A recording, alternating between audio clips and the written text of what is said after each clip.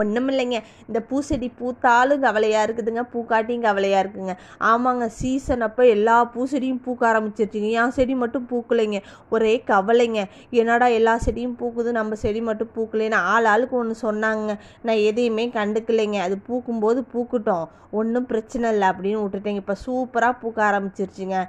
ஆனால் இப்போ என்ன கவலைன்னா, ஸ்கூலுக்கு பூ வச்சுட்டு போகிறதுக்கு அலௌடு இல்லைங்க.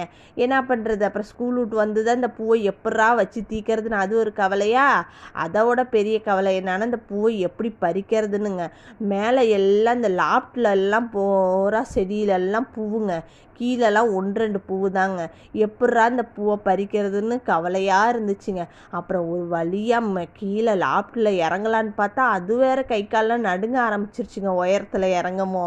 அப்புறம் எப்படியாவது ட்ரை பண்ணி இறங்கி அடித்து பிடிச்சி கஷ்டப்பட்டு பறித்தாலும் கடைசியில் என் பிள்ளை தலையில் வச்சு பார்க்கும்போது ஒரு சந்தோஷம்.